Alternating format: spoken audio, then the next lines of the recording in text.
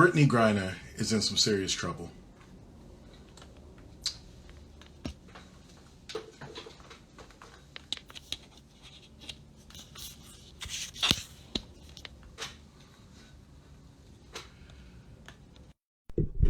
Brittany Griner is in some serious trouble.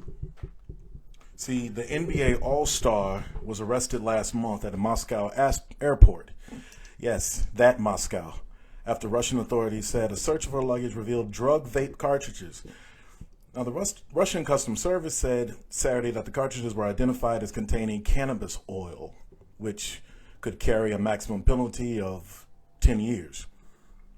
10 years in prison for some cannabis oil. You know, it's possible Russia set this whole thing up, but the video Moscow release of the incident didn't show much resistance from Griner upon the contraband discovery. And does this look like a woman who would smoke pot?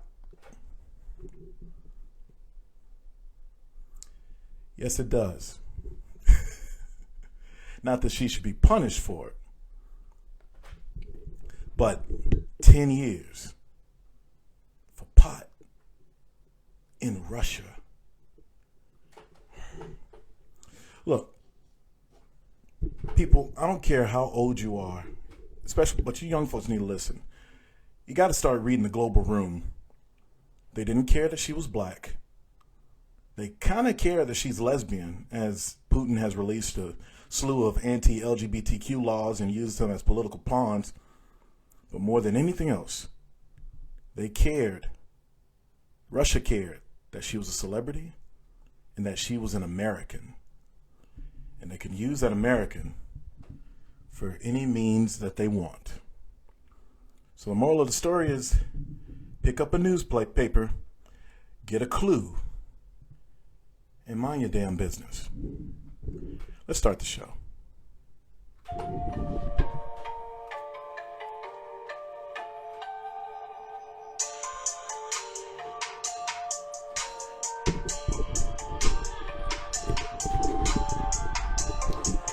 It's the Shawn Show,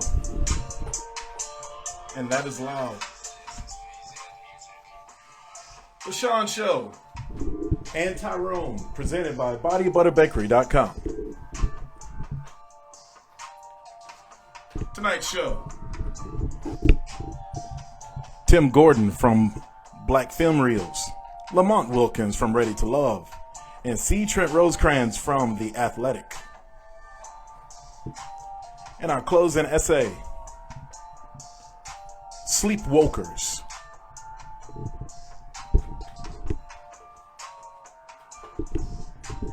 All right.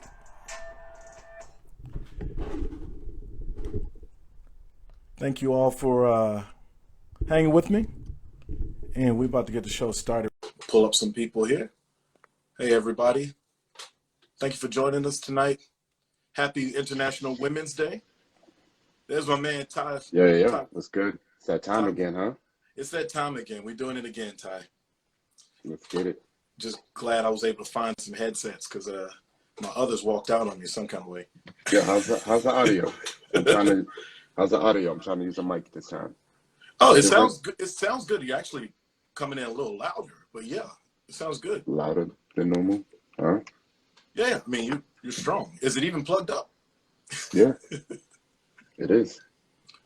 Well, cool. Well, we got to get right into the show because we got a tight schedule for you guys tonight. It's a loaded show. But first up, we're going to bring up our girl, Kim Dudley. Hey, Kim. What's going on? See all this right here? Oh, Lord.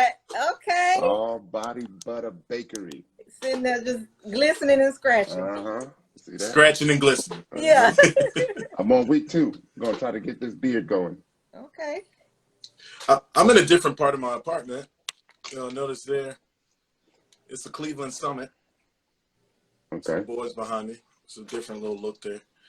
Kim, welcome to the show again. Thank you for promoting for us, letting me be a promoter for you. And you look a little different today. What's going on? Don't do that. See, I knew you was going to do this. See, I wasn't going to say it. So I was born with 1-inch brows. So this is all I naturally have, and I have to get this tattooed in order to get this tattooed. So this doesn't look ashy. I have to get the whole thing tattooed. So it looks crazy. I ain't gonna lie, Ty. I never It looks knew. nice. It's fresh, huh? I Okay. didn't know women tattooed those parts right If there. you didn't know anything about that, you would be surprised about the rest. Some people Man. just don't like dealing with them, you know. Yeah. I've been to Korea, and in Korea they shave them off so they can paint on whatever they want. Yeah, I don't want to do that. Yeah. But They I may, won't they look. may It not won't come look back. this aggressive in 2 weeks. But for now, this is just like any other tattoo. It got to peel off and Yeah. do its thing. So When'd you get it? yesterday, no, Oh. yeah, yesterday. Oh, you good? It looks good. Thanks. Well, Kim, we got a loaded show, so we're gonna get right to it. So, first of all, are you a big movie person? Because we got our featured person in the second hour is Tim Gordon from Black Film Reels, I and watched the movie. Yeah. yeah, and he's also gonna talk about the Oscars and all that. Did you have a favorite movie you watched this year? This year, no, I was actually going to go see Batman tonight, but I'll wait till tomorrow. That's the Batman, they say. The Batman. Well, to me, the Batman is not this guy. It's Michael Keaton, but whatever. We'll take him. Oh, wait a minute. What were you like? 6 when Michael Keaton? It doesn't matter. If you're the greatest, you're legends. You know, there's no expiration on legendary performances. Well, I know he was the first. If he's the best, I'm not sure. But we're gonna have Tim talk about all that stuff, and he gave a review on that, so he can talk about that as well. Ty, you got any movies that you really were digging last year? Do you watch movies, Ty? I do. I liked Six Underground. Was pretty good with Ryan Reynolds. Okay. It's action packed. That was on Netflix. That's on Netflix. Michael Bay movie. Yeah. Yeah. That's about it off the top of my head. Cool. You know. Cool. Well, we're gonna go into all that. But Kim, you got something for us as usual? Yes, I'm doing 50% off with the code Last Call because it's probably the last time I'm gonna sell body butter because it's starting to get hot. So what I run out of, that's gonna be it, and it's just the first 20 people to use it. The first 20 people. First 20 people. Cause so I went out of town this past weekend, yeah, and I came back with 250 orders, so I can't have a rush of orders right now. So I just 20. Just 20. Yeah. That sounds like a woman who works for herself, Ty. she does not have any mandates. She's like, I just got the first 20 people. Yeah. Last call, 20% off. 50% off, not 20. Oh, sorry, 50% off. Ooh, yes. Body Butter Bakery. So, what are you gonna do in the summertime? You're not gonna make any more? I'm just gonna sell my other products and introduce new products. But yeah, the heat can't hold up to the heat. Not without preservatives, and I don't want to use preservatives. Ooh. You mean like jelly and all that? I don't know what you mean by preservatives. I don't know anything about chemicals. Chemicals to keep it intact, keep it from liquefying. All right. So you all heard that. The first 20 people, y'all better get on it because Kim's gonna be done, and I guess she's just gonna like chill out for the rest of the summer or something. Summer ain't even started, and Kim is like, I'm done with this joint. My mind's already there. All right. Well, cool. All right. So we got the code. It is Last Call. The code 50% off. BodyButterBakery.com. Once again, Kim, thank you so much. And if you're checking us out, enjoy the show. Yes, sir. Thank you. Thank you, babe. That Kim's a nice girl. Trying to find our guest now because we're going to get the show going because we have a tight schedule. So, but yeah, we're going to talk a little sports. Are you a sports fan, Ty? Yeah. Other than, I mean, I know you talk about the Patriots because, you know, you're from New England. There's that dude is right there. So we got a lot of championships to talk about. We do. Well, I got some championships this year too. That's right. Who you repping, Trent? So, ladies and gentlemen, this is my good friend, Trent Rosecrans. We know him as Trent Rosecrans. He's a senior baseball writer for theathletic.com. And he's also a UGA grad, although, he's repping Georgia because, he's been pessimistic for so many years, but now he's repping Georgia because we're winners. How you doing, Trent? Hey, winners. It's all that matters. We're Yeah, winners. you know, I got Winners, or you you know, won? got that too. Got that going on. I got that. Yeah, that happened. I got one. That happened did as happen, well. right? All right. So we're good. So Trent, let's get into it real quick because we only got like 10 or 15 minutes with you. What the hell's going on with baseball? Oh, baseballing. They're baseballing. I It's mean, like, the NFL had great news today. Like, I mean, big news. Aaron Rodgers is staying for like $1 trillion, so he can become the highest paid per year quarterback.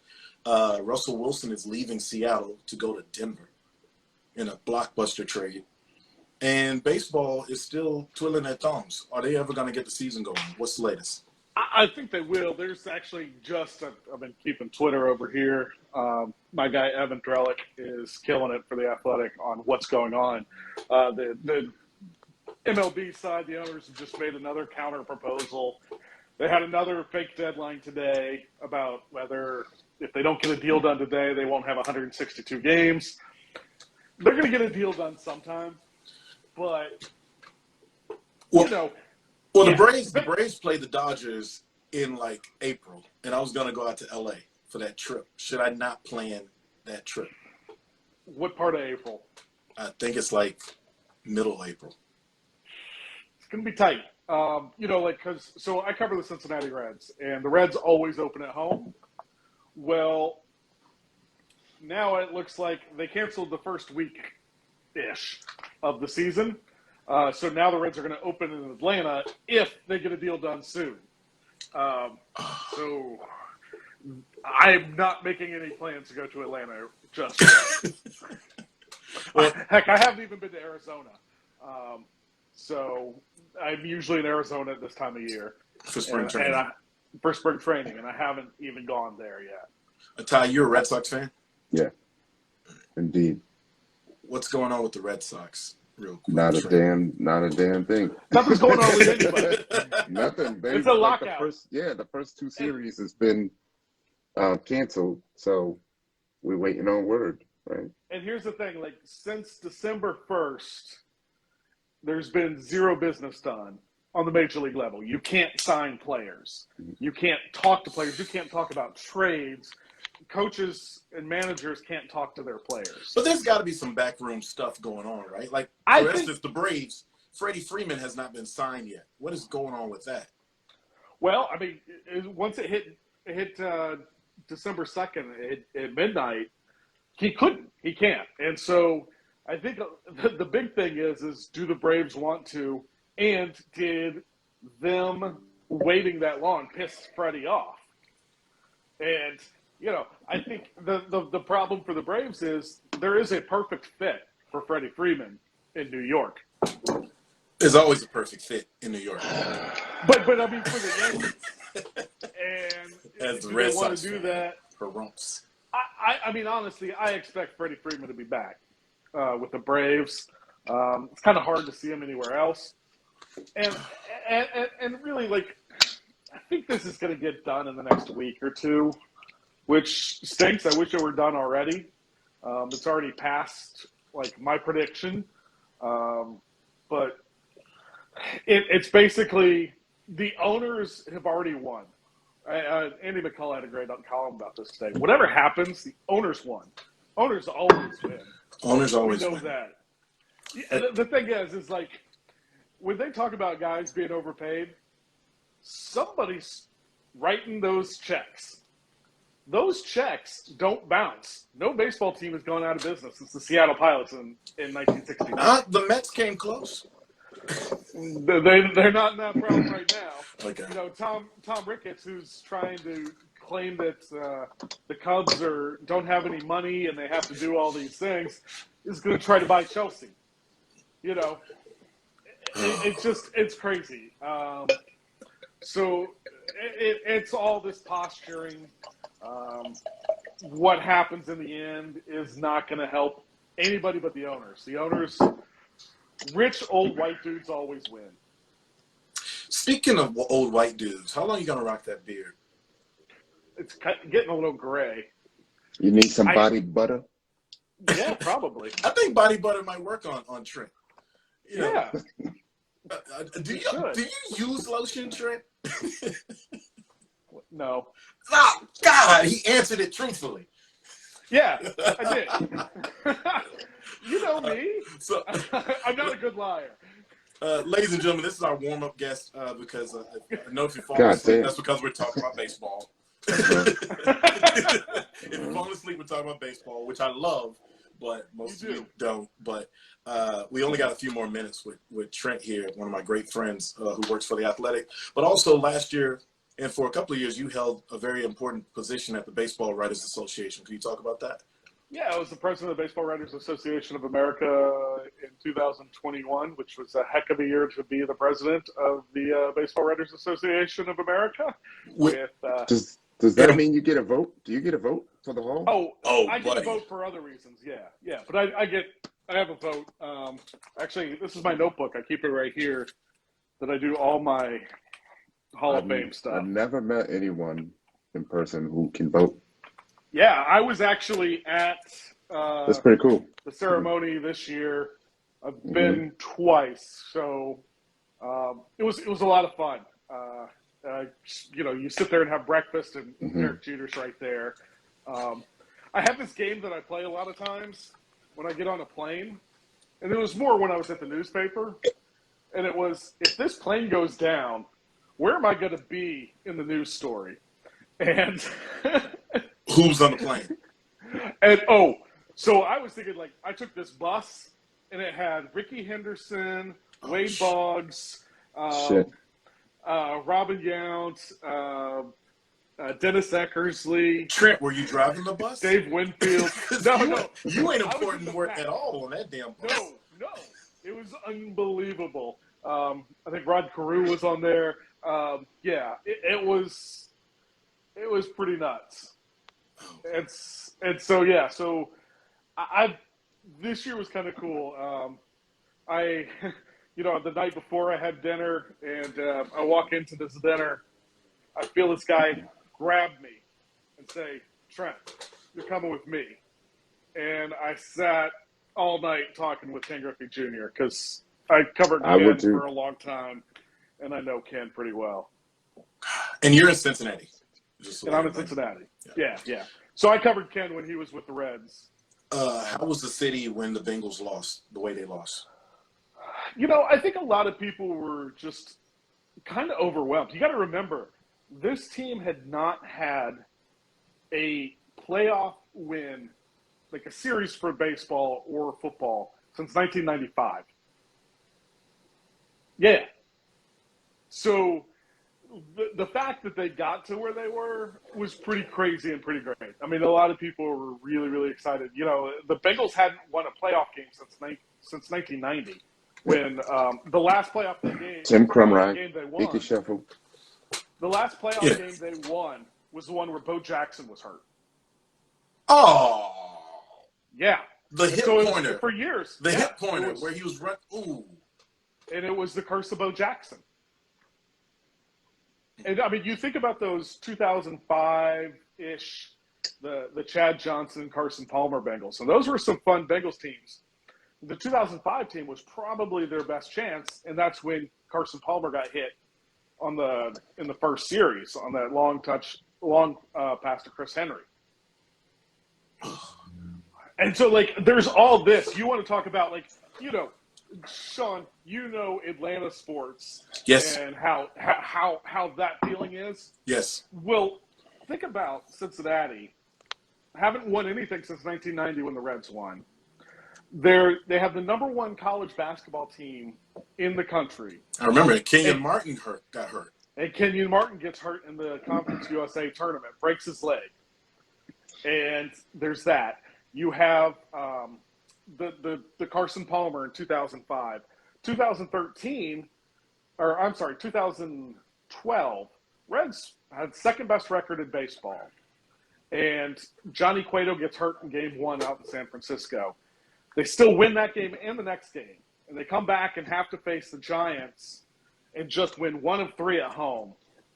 I remember. They basically just folded. They lost Cueto in game one, and it was a backup that they didn't have the pitching. The The Giants win 3 games in Cincinnati, and See- they go on to win the World see, Series. Trent, that's why that T-shirt you're wearing and this hat that I got was so important this year for Georgia fans because we were in that rut. And and if you don't get out that rut, I mean, it looked like you're never going to get out that rut. In fact, the Braves should have won the year before. We were up 3-1. Yeah. And I saw you, Donovan. You were on here talking about some Go Dodgers. No, like I said on my video when we won, F the Dodgers, okay? We ain't stunned the Dodgers. But, yeah, 3-1. And we gave that up. From our old place. Oh, that's nice. That's from the old job. So Trent and I used to work together, and we were in the same dorm. Yeah, twice. Yeah, we're in the same dorm at University of Georgia. Go Dogs. And you know, we've been lifelong friends. And whenever he stops in, sometimes and he gets a chance, we try to get a drink when he's. Yeah. Do you still do beat work? Yeah. Okay. So hopefully I'll get to DC this year. We can have some drinks. Get you away from the family. You get to Cincinnati. We got some drinks. Yeah. I've got really nice bourbons. Oh, that's right. You're in Kentucky. You got to bring them. Yeah, I got some Pappy. Oh, you got Pappy? Yeah, actually, I got it for my dad. My dad was big into bourbon, and I got it for my dad. And he had it. He hadn't drank it all. Oh. And then he passed away 2 weeks ago, and I just brought back lots, Wellers, a couple Wellers, some Pappy. I got some stuff. So you got to come to Cincinnati. I got to come to Cincinnati to get that then. And that's worth the trip. We're going to be down there. Me and some fellas going to be down there. You remember my friend Zach and another guy, Chris. We got a Kentucky road trip. So the Kentucky road game, we're going to do Louisville the day before, and then we'll do Lexington. So we'll be in the area. I'll drive a little bit further and get to Cincinnati. That's a plan. So we're running out of time here because I got to bring up some more guests. And just real quick, we're 33 past the hour. This is the Shawn Show. We're just getting warmed up, getting caught up on the sports headlines with the senior baseball writer of The Athletic, my good friend C. Trent Rosecrans, who, if Jamal Sayas last week as our international consultant, broke the mold as being the first non-white guest, Trent has broken the mold by being the first absolutely white guest. In fact, and you've known me long enough to know how absolute that is. In fact, I think you're clear. I don't even think you're white. You're just clear. So, just wanted to give you shouts out. But I love you, man. I love you too, dude. So, you got anything you want to share with the audience? Any type of stories about our time together? So many. Oh my God! The one I still use is because the thing is in Athens, nothing starts early. When you're in Athens, and when we'd work at the Banner Herald, we'd be like, "Hey, let's go to the tavern," which was the Washington Street Tavern. Yeah. And Shawn would be like, "Yeah, I'll be there midnight 30." So I use midnight 30 all the time. I'm notoriously a little late. Ty would tell you that. I show up late for everything, but that's when you know everybody's there. I do remember, I look back on it now, I think a year before we were done at Georgia, must have been Marjorie Taylor Greene's, the notorious Marjorie Taylor Greene's time at Athens. Yeah. Oh, no, I believe it. Fucking Marjorie Taylor Greene. You do believe it. Yeah. But do you remember when we were we got off work late and we were going to the tavern and we saw a bunch of sorority girls and Halloween? Yes, and some of them were dressed up in blackface. I remember that. And I got my blackface in their faces. Yeah. And I look back on that. I could have been lynched. It could have been terrible. Yeah, I just remember I don't know, because they had never thought about it that way. They had no clue what they were doing was wrong. None. And I think your reaction was 100% justified, and hopefully it made them think. I don't know. But I remember that day. I just remember your eyes. And, I mean, it changed me. You know me. I don't think I would go in blackface, but it's one of those things that I can't feel what it would feel like to see that. And I saw the pain in your eyes. And what you said, you tried to explain to them pretty loudly why what they were doing was wrong. Yeah. But like, I inherently knew that was wrong, but I just remember the pain. It was a little more anger. I just remember the pain. It was more anger. No. Afterwards, though, Shawn. Oh yeah. And it changed how I looked at it. Like, not that I ever thought that was okay, but it changed me. And I don't know. It's something I think about anytime we hear about blackface. And it was me and Mark, and I think Josh were all there. Yep. And we were sitting outside. I think we also saw someone in a Chipper Jones costume, and his girlfriend was in a Hooters costume that same night. Chipper Jones knocked up a Hooters waitress. So, yeah. And I think she had a baby. Yeah. So, yeah. But like, I just, that is a powerful memory for me. And I don't know, that is one. And yeah, I saw it and I noticed it. Probably it hit me harder because of my friends, and I saw what it did to my friend. Well, you're. Did you say Ty? Yeah. You should have been on mute. We're about to wrap up. We're about to talk about making some money. That's how you defeat racism. Make some money. So I got to let you go, Trent. We do overtime. It'll probably be around 9:45, 9:50. So if you're still up, you're welcome to join back in. Just hit me up. I'm old. I may be asleep. I know you are, and you got to take care of the little girl. Tell the family. Yeah.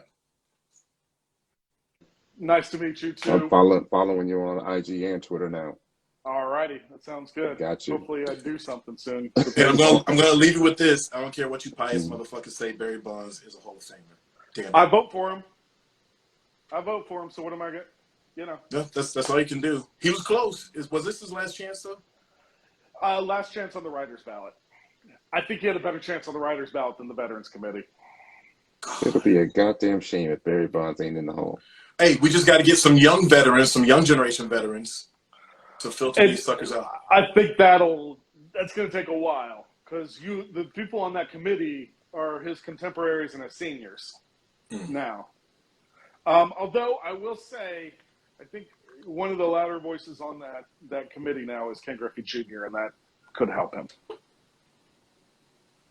You got to give me a baseball sign by Junior. I don't have one. I can, yeah. So we'll talk offline.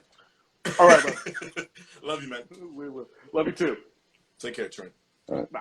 That was C. Trent Rosecrans from The Athletic, theathletic.com, the very popular sports website service that has, I think, like 60 affiliates across the country, taking care of business there. And he just hipped us to baseball. And I love baseball during the summer, but that's also how I know that I'm 45.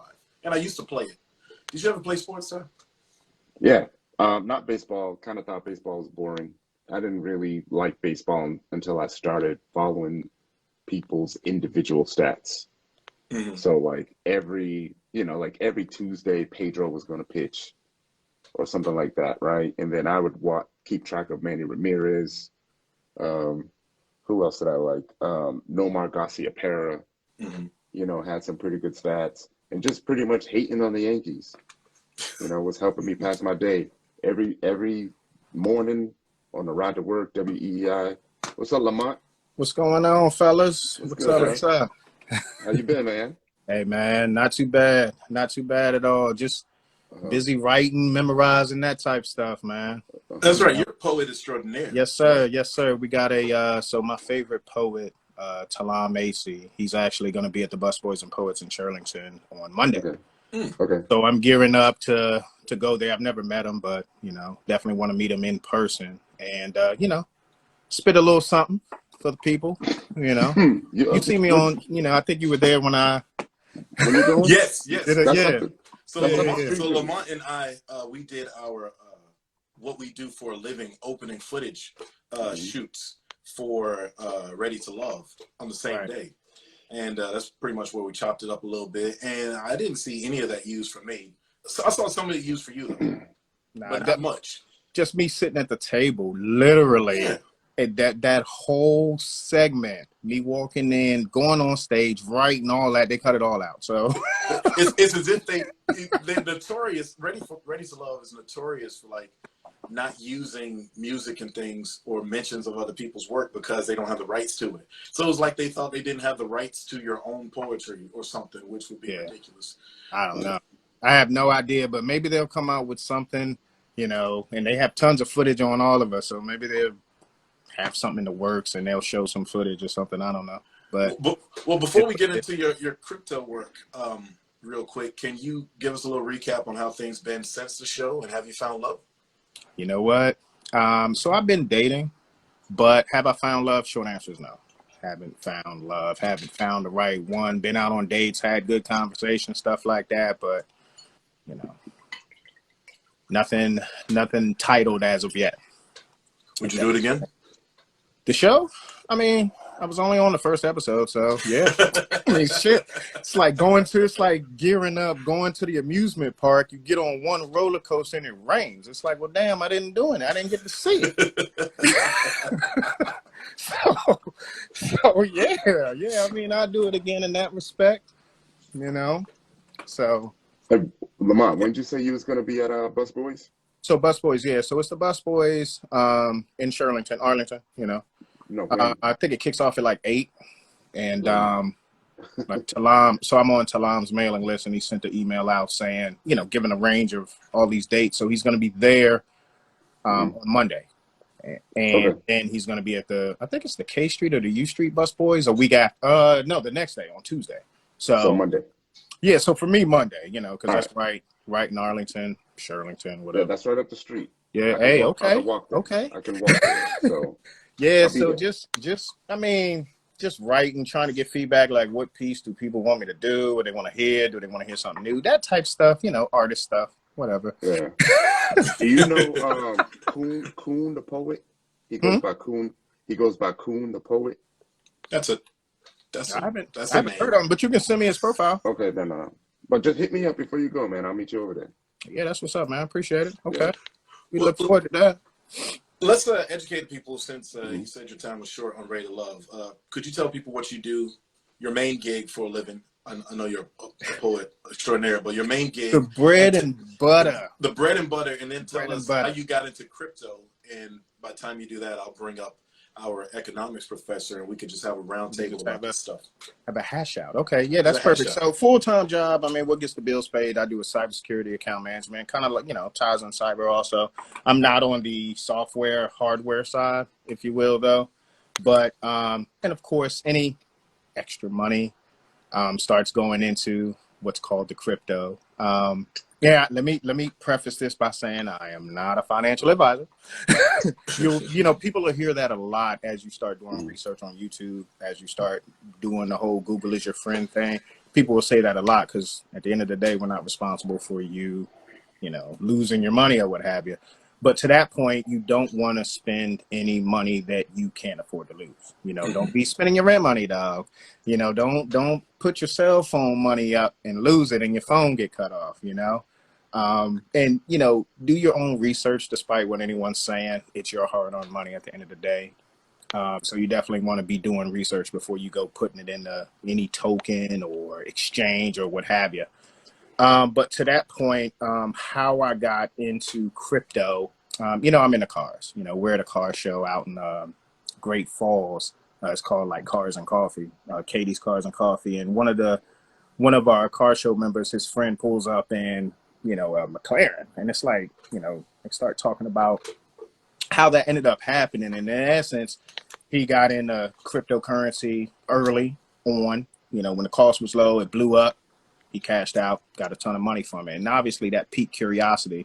And I think around that time, Doge was blowing up, you know, so folks were telling me about Doge and, hey, get in on this. And I signed up on Robinhood, got into Doge, threw a couple $100 at, threw $100 at it at first, saw my money double, triple, and started throwing a little bit more money in, and then of course we all know, last year Doge took off, right?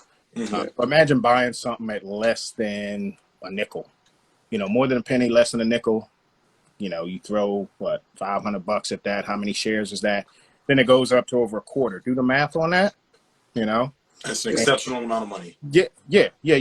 But to that point also, though, you have to have, like, we knew that Doge was something volatile. What does that mean? That just means that, the price could dip up and down anytime. You're pretty much in one of those altcoins for the short term. Get in, get your money, and then TP, which is called take profit. So when it ballooned up, that's exactly what happened. Went ahead, cashed out. But then, that piqued my curiosity. Like, okay, this crypto thing is real. Because I was a skeptic by nature, too. You know what I mean? I was going through the same thing everyone else goes into. Being afraid of losing their dollars. All right, so with that, let me bring in Hanif and then ask your question, Ty. We brought in Professor Hanif Omar from the School of Business at Shawn University, and also another old friend of mine. I dig into my Rolodex to book these shows. We did a show called Fast Break in Durham, North Carolina, WNCCU, and those were good times. Everybody was broke, but we were hustling. And my man is here. Say hello to the people, Hanif, and then Ty, you got the next question. What's up, Hanif? Shawn, thank you for having me on, man. And Professor Omar. Nah, I teach classes. I'm not necessarily a professor. I just teach classes right now. I have the opportunity to teach at Shaw University. Of course, I went to North Carolina Central University. Crazy. So I'm like an entrepreneur in residence at Shaw, and I'm not a PhD. I'm a master's level. I have an MBA. So I still don't consider myself of the academy, but I enjoy working with the students there. And so thank you for having me on, man. I really appreciate it.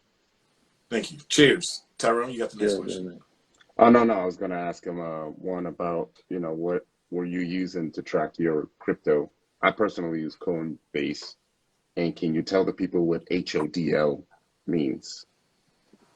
So, question for me. So, like everyone, well, initially I was in Robinhood, but after that whole Doge thing, I got into your Coinbase. Obviously, Coinbase and Cash App, those the C's, if you will, those are the first two that people are going to start hearing about. And so I got into that and was really just tracking it that way. Found out about another C called CoinMarketCap, where you can actually start tracking trends and starting to understand charts. And I think that that's the part that gets overlooked. People just want to jump in, get a ton of money, cash out, right? And it does happen. However, you want to make sure you have the correct strategy also, just like how we invest in 401k, how we got savings, all that stuff. You want to have your short term, you want to have your long term, knowing the volatility of the crypto markets. Some things you invest in are going to be on the short term, but you should understand what the markets are. I saw you type in there HODL, hold on for dear life. So a lot of times you'll see folks talking about, oh my God, the market's crashing, sell. So those are folks that are probably in it for the short term, that are probably cashing out, trying to get as much money as possible. I mean, Shawn, when we were at Dante and Aisha, you come in, I'm on my laptop. That's how I knew that you were into phone. Yeah, I was like, look, I don't mean to be rude, but give me a second. I'm moving money out because the market's tanking. So what I had invested in, I had to, move it into something else because I was, bleeding per se. And obviously that's a token that I was in for the short term. However, if it's something that I was in for the long term and the market dips, you understand that there's going to be highs and lows. You always hear the term buy the dip. What does that mean? Buy low, sell high. That is actually for anyone in looking their strategies long term for investing in something. You want to jump in when it's low and buy as much as you can right now, because when it goes back up, you're already going to be in profit. So if that answers your No, go ahead, Ty. No, I was gonna say even before investing, right? You should definitely use the strategy of having some liquid assets right? Maybe 6 months worth or Yeah. a year's worth if you can, and then start investing. Because like if you end up pulling out of your 401k or pulling out of, your crypto, you're essentially taking money away from your future, right? And that's something you definitely don't want to do. Just get a high yield savings account, put 6 months to a year's worth of money in there, and then start investing. So Hanif, what are your thoughts on crypto in general and these types of ways to invest, and what investment strategies do you talk about when you're teaching class at Shaw University? Well, I mean, I just say both of the gentlemen was correct. I think the first thing, there is a wealth pyramid that before you even invest, you should have the foundational things to, some type of foundation in real estate, some type of banking relationship, some type of savings. To the point that I think Mr. Tyrone said is, even a high yielding savings account is not really that good anymore, because with inflation, as long as you put your money in savings, you're actually losing money with inflation right now. So leading to answer your question, Shawn, I would say that opportunity like crypto is something that first, like everyone should do, we should all research. That's one. Two, that's one. But even when you see those instances, whether it's stock or cryptocurrency or what have you, when the market is down, that is basically the store is 50% off or it's 40% off. It's a sale. And that's when you should actually get in. And like you said, with any investments at that level, that should be a long-term thing. You shouldn't be looking to try to play around with it. So specifically crypto, for me, and the way I vision it with my research, this is probably, and I'm going to say this, we're going into what I would see is called the fourth industrial revolution, right? So, so meaning that the way we live now, the way transactions are done is going to totally change completely to digital. So for people that are below the wealth, that are below the wealth gap, this may be one of the final opportunities to get a certain level of wealth, or you're going to be locked into a grid. And I say maybe around 2028, 2029, 2030, when everything becomes digital, and when they start rationing money to us. So this is probably one of your last opportunities to really get in and even the playing field. So I'll take something researching that Nipsey Hussle said before he passed away, that this is basically the people that built the blockchain and built this cryptocurrency or started mining cryptocurrency to build value. This was their revolutionary way to try to create some value out of something and to try to even the playing field for folks that not have opportunities for wealth. So I would say research it, regardless if it's Dogecoin or some other type of coin, or if it's initial coin opening. I think it's essential to find something, unless you got something real hot going right now, which you can. But I would also leverage it off with crypto, because this is an opportunity to level the playing field and to get in on some level of wealth. If not, we're going to probably be left behind, to be very honest with you. I got a question. I want to know how y'all feel about this statement, because you had mentioned, leveling things and making things even. So I heard this statement where they pretty much said that if you took all the money that you have in the world and then spread all that money out evenly, in 5 to 10 years, the people who are rich now will still be the people who are rich later on, right? Because it's still, that mental mindset that keeps people broke, right? That keeps them poor. You know what I mean? How y'all feel about that?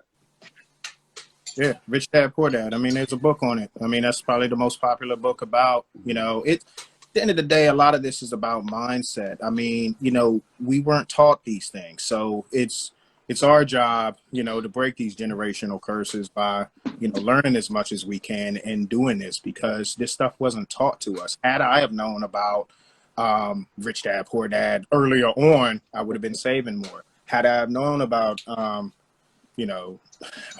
forget the guy's name, where he's talking about like different ways of paying down debt and stuff like that, things would be a lot better off. So if acquiring this knowledge early on and passing it down to generation is what's going to help break that wealth gap, if you will, because instead of going out and blowing your money on XYZ, what if I taught you that the best way to invest to get a better yield than, like you said, your savings account was to get into something like crypto, and let me show you tangible information that backs that up. So if that's not being taught to me, I can't teach it to you. You go back to the old school hip hop where they talk about each one teach one. You know what I mean? So this type of knowledge is important so that we can pass it down. And I would say that, I think you're absolutely correct, Mr. Tyrone. Well, that's the first thing I think both of us led with is do your own research. So one book is Rich Dad, Poor Dad. Another book, which is much smaller, is called The Richest Man in Babylon. You can read that book as well. Think and Grow Rich by Napoleon Hill. These are all books that I used in my instruction, but I used myself personally as I started to accumulate assets and things like that. So the thing is about the mentality, sure, I'm not against people being wealthy. I aspire to be wealthy from a material standpoint myself every day. Is that what I live for? No, but I'm not against people being rich. But I am saying that there is a very defined wealth gap. And if you want to ascend and to not to have to be check to check, or like you said, have more than 6 months of savings, then you have to start studying to get a better trajectory, get better returns on the money that you spent. Because really, in actuality, everything we have in savings right now or in a checking account, every day is going to lose value, specifically because of the pandemic and all the PPP loans and all the bailouts that happened. Because the money, our physical money, is no longer on the gold standard. The money you have in your pocket, every time the government puts something out, it loses value every day. And that's just the honest to God There's truth. too much money on the market because we had to bail out the world during the pandemic. That's right. So that's why the money doesn't have value. Yeah. Hope we're coming up on the top of the hour. It's 8:58, 58 past the hour. For those who are listening or watching at home, get pen and paper. These brothers are telling you stuff that you need to write down and research and look into. Ty has been putting in names of books with the links on them into the chat. So scroll up to see those links. We got just a few more minutes, but I did want to say something because I've always been kind of skeptical about crypto because it felt like a wealthy person's game to get other people to invest in this something that they would have a lot of so they can have a big pool of money to play around with. So it feels kind of slush fundish to me. Not quite, it's not exactly like a Ponzi scheme, but it does feel like, okay, this tube of the toothpaste keeps squeezing one way or the other. And I subscribe to the Warren Buffett school of investing about things that you can actually touch and feel as to what to invest in. Is that, is that a terrible way to look at it though? As far as, he's an old man, but he is still a $200 billion. It's a lot easier to say that when you already got billions. Right. You know what I mean? He already has his own stock, right? Berk A, Berk B. Yeah, Berk A and you know B. what I mean? And B is not even affordable. I'm sorry. Go ahead. There's always going to be there's a terminology out there called FUD, fear, uncertainty, and doubt. It's pretty much going to keep you stagnant. People fear what they don't understand. I was in the same way. It's like, this thing can't be real. Again, until I put a little bit of money in it, saw some returns, and then started doing a little bit more research. But I can't stress how important that research is with knowing what consolidations are, what bearish markets, bullets markets are, candles opening, watching trends. You have whether you're doing NFT, crypto, stock, this is your foundation. You have to know stuff, period. Because if you don't, let's say the market's going down and you're just selling off everything and you have a long-term strategy. What are you doing? You're playing, even if you have money to burn, that's not a good strategy. So, know your trends, know your charts, know your terminology before anything else. Then you start getting in there.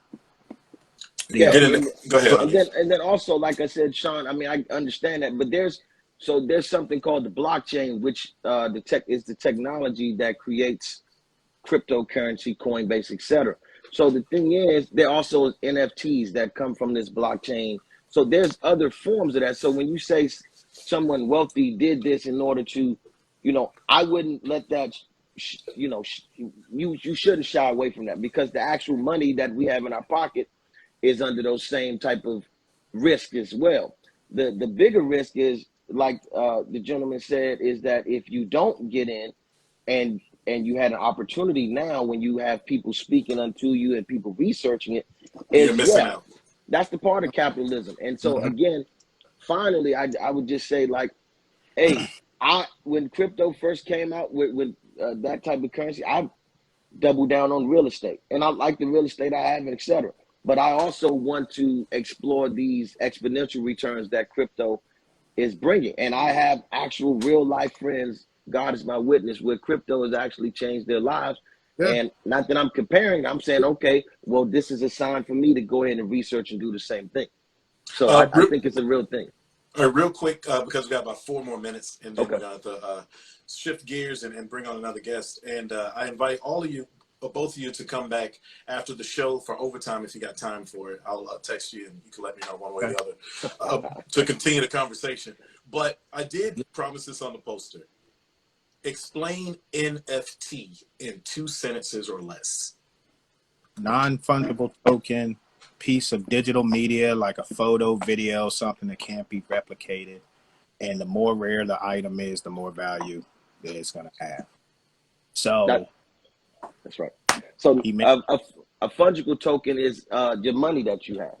And so non-fungible token means it's unique. It can't be duplicated. There's no equal to it. So one NFT is not exactly equal to another NFT, but $1 is equal to $1. So it's just something that it uses the same technology that creates cryptocurrency, is the same technology that creates NFTs. And because it's digital, when it's created, the code locks in the value of that particular item. So that's just another spin-off. It's totally different from cryptocurrency. So it's just something different. But it's digital, but so how is it showcased, or is it ever showcased? It's just...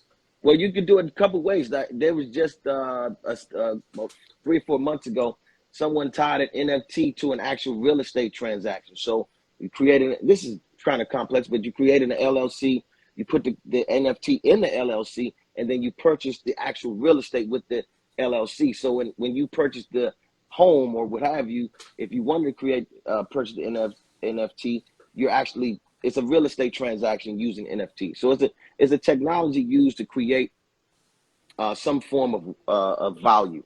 And so there's several ways you can get at it. And again, like the gentleman said earlier, it's all about research. And so it's a little bit different from cryptocurrency, but it's based on the same technology. Yeah, and quite simply, people say it's a fad, all this stuff.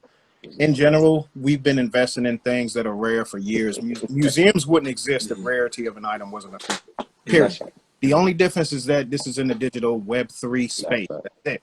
So you want to go out and buy a $350 pair of Jordans? Guess what? You can do that online. And, in I don't even know if 5 years is long enough. But I will say that we're going to be judged a lot on our value and stuff in the digital space going forward. That's right. Like, well, Dad, you got this NFT, that NFT. There's a reason why rappers are changing their profile pictures to NFTs. There's a reason why your Odell's wants his salary in Bitcoin. Lil Baby said, don't pay me in money no more. Pay me in Bitcoin. I joke around in my posts and say, hey, let me give you my wallet. Send me Ethereum instead of, but there's a reason for this. I mean, Coinbase isn't dumping $14 million in a Super Bowl ad, and crashing the server for someone has some money. You know what I mean? To buy out Staples to become crypto.com. Yeah. Hey, at the end of the day, again, not a financial advisor, do your own research, but this should be eye-opening enough for people to say, look, something's going on.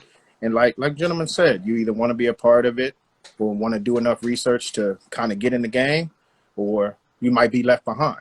You know what I mean? So fantastic. Snoop made $44 million last month in NFTs. That's why, BODR. He released the album on the blockchain and Death Row Records as an NFT label.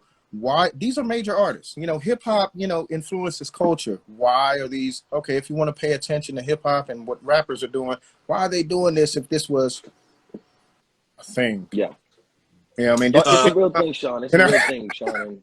No. I'm not saying it's not a real thing. That's why you guys are on to explain it to not just me, but everybody else who may be skeptical. And I gotta end it here. Hanif, I'm gonna give you 30 seconds to close it out. And then we're gonna go to our next segment. What else? Okay. What can you give us something to close it out? Professor Well, I would just say, you know, like the Bible says, study to show yourself approved. So, like the gentleman said, rich dad, poor dad, richest man in Babylon.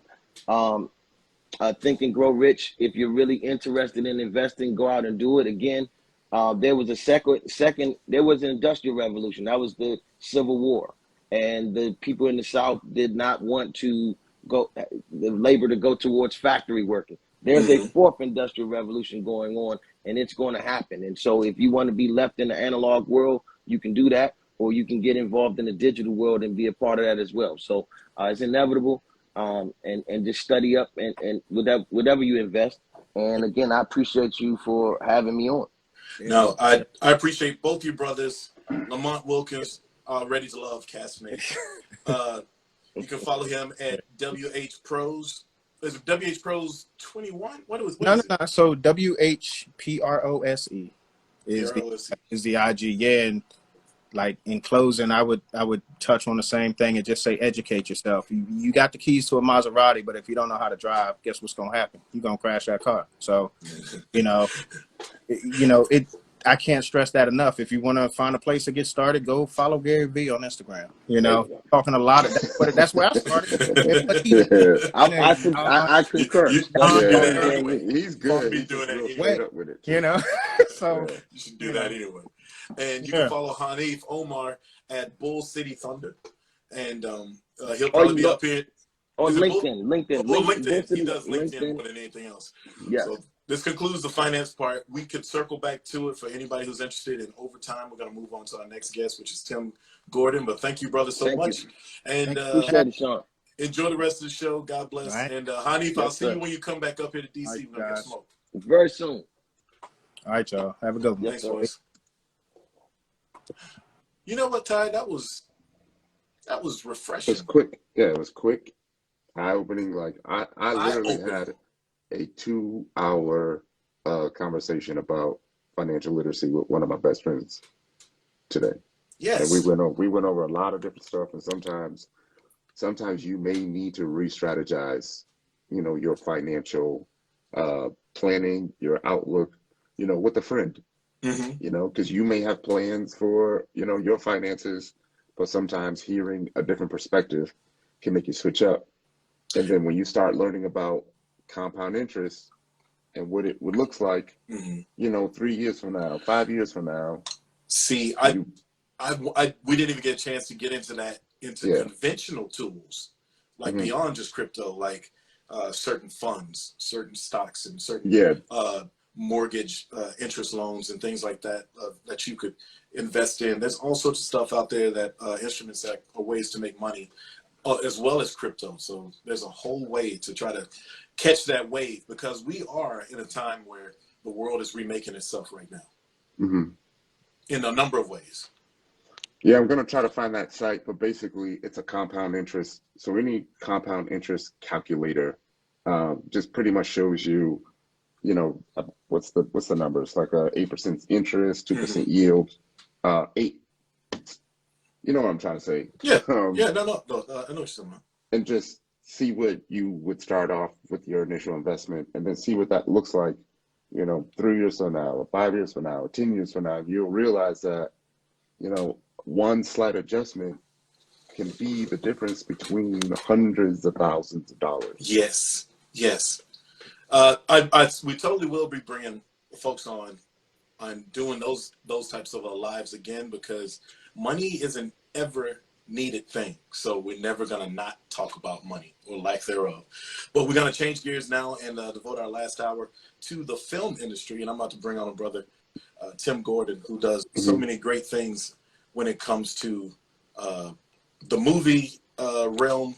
He's been a reviewer for several decades. He's also a Marine, a former Marine.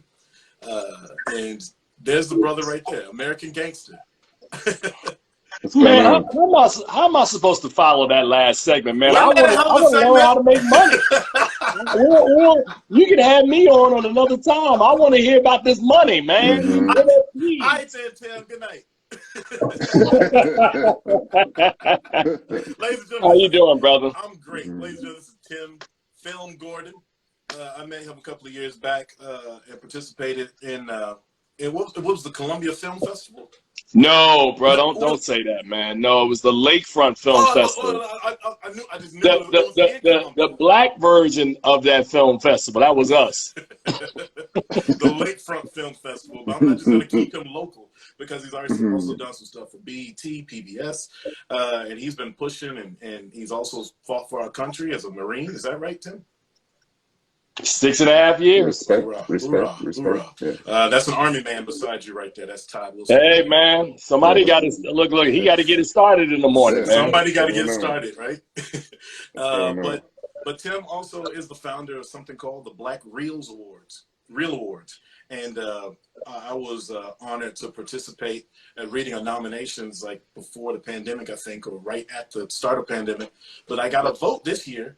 And I voted on a few things, at least a few things that I did see. So, hey, brother, I appreciate you, man. I appreciate you.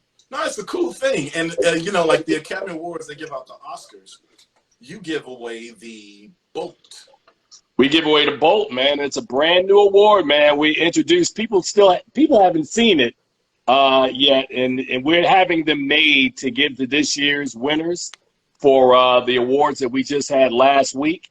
But when we do the awards in August, the television awards, we hope to have them in their hand if they're not in the building to pick them up. So we're very excited about it, man. And I'm glad that you're a part of it as well. No, thank you so much for having me a part of it. You know, since I'm a movie star in my own head, I should be a part of it. but let's get into let's get into your awards first. Now, I got your winners of the Black Real Awards, and when it came to like coming up with the nominees, first of all, was that a tough task? Like, how do you sort through all of that, and where do you find all the hours in the day to watch all this material? Well, I mean, let's keep it real, man. Tim Gordon does not vote. Tim Gordon created it, and Tim Gordon has all the relationships. But it's people like you that make up members of our voting academy. Mm-hmm. We have about 100 members right now, and I would say about 40% of our voting academy members are actual film critics like myself. So they get a chance to see movies all throughout the year. We also have actors such as yourself. We have directors, producers, other film creatives that make up our voting academy. And those folks, man, do an amazing job, man. So every year it's really, really competitive. But it's as competitive as film is every year. For me, television, which is coming up in August, is usually like, you know, that's a blood sport, man, trying to sort through and get 5 nominations in outstanding comedy, outstanding TV, movie, and limited series, as well as outstanding drama. It's hard, man. I mean, there's a lot of great television out there right now. So I do not envy you guys at all trying to do this every year. Well, television has changed so much, and particularly, I want to say, we know The Wire did so much. HBO has done so much to revolutionize television, to make it, they use film. You know, it's a cinematic thing. It's The Sopranos makes it look like they were doing a film each week. And so television has just changed its scope and purview. Instead of it being like an old CBS sitcom, it's like now you can do so many things. There's so many venues. So it's all over the place. It's exploded.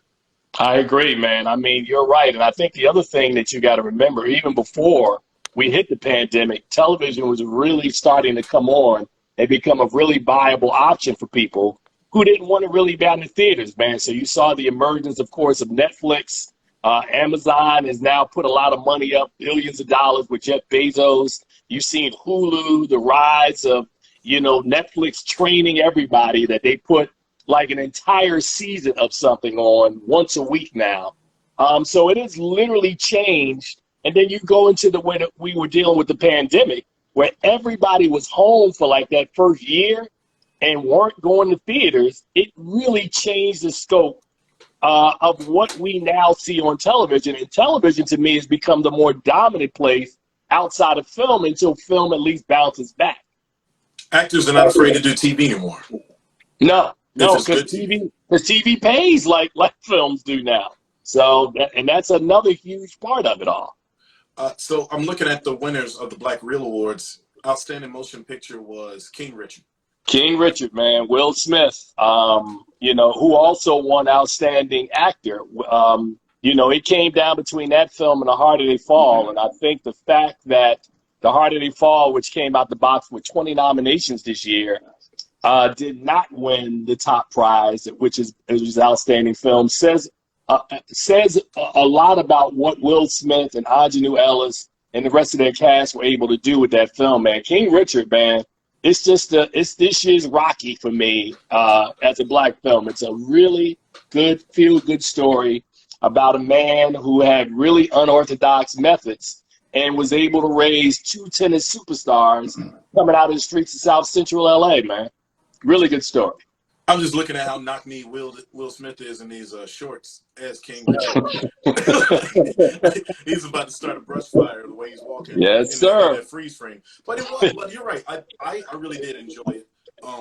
It sort of, to me, put Will back in his pursuit of happiness type of phase, Right. You remember that movie was like just a good story. Like, we don't need special effects for everything. So he slowed it down and he told a good story for it. Well, Shawn, but the other big thing, let me not gloss over this, man. Before this year, Will Smith had been a 9-time Black Reel Award nominee, and he had never won. He kept losing every year to whoever was hot. He lost to Denzel back in 2001 for when he did Ali, when Denzel did Training Day. He lost to Forrest Whitaker when he did the Pursuit of Happiness. And Forrest Whitaker had The Last King of Scotland. He lost against, I want to say, who beat him the year he was up for concussion. He lost that year. So Will had a big donut and had never won, and he finally broke through 20 years later, man. So we were really proud of Will Smith and the job that he's done in this film, and the fact that he was able to finally overcome Denzel Washington, who's a 5-time Outstanding Actor winner, man, who was in the game this year as well with the Tragedy of Macbeth. So what do you think that was? You think that I saw the Tragedy of Macbeth. I got myself an Apple subscription for just a month so I could catch up on that. And, Smart man. And Ted Lasso, And I saw it and I enjoyed it. I thought it was dynamic, but I did think that there was something kind of dispassionate about Denzel's performance as Macbeth. Does that make sense? Well, I think it does make sense, but I think that the thing about Denzel Washington, which is really difficult, is when you're that good for that long, it's like Denzel Washington, for the most part, man, I think I could count probably on maybe a hand and a half of the performances over the last 40 years that Denzel has done that I didn't like. Like, I didn't like Ricochet. I didn't like Virtuosity. I wasn't a big fan of Two Guns. No, those were just bad movies. He was good in the movies. I would say that Roman Esquire, that Roman J. Israel Esquire mess, that WKRP, whatever, all the letters he had, I didn't like that. That was terrible. Yeah, man. I mean, but what I'm saying by that is that Denzel is so good in so many different films that you sort of take for granted. Like in Fences a couple of years ago, where he should have won the Oscar and didn't win, or the time he played Malcolm X and didn't win when he should have won. Absolutely. Denzel is really, really solid. And I think he's solid again in this film. But as I said, I think Will's performance as Richard Williams and the fact that he was able to try to duplicate the speech pattern and the screenplay and what he did within that screenplay, I think separated him this year in a way that was different in previous times when he was up for this award, man. So congratulations to Brother Will. And congratulations on Bel Air as well. Absolutely. We got Outstanding Director, James Samuel. James Samuels, man. You talk about The Harder They Fall, man. That movie, in order to break Black Panther's record, Black Panther got 17 nominations back in 2019 from our group. And I thought we'd never see another movie that would come along that would top 17. And The Harder They Fall with 20 knocked it out the box, man. I mean, I was really, really proud of what James Samuels and that all-star cast did, where they had all of this style and this swag to this Western. And Shawn is probably the first time I've ever watched a Western where we didn't have a white gaze or a white protagonist. I mean, a white antagonist in the film. This was an all-black Western. This is a black-on-black story. Yeah, man, black-on-black story told with style.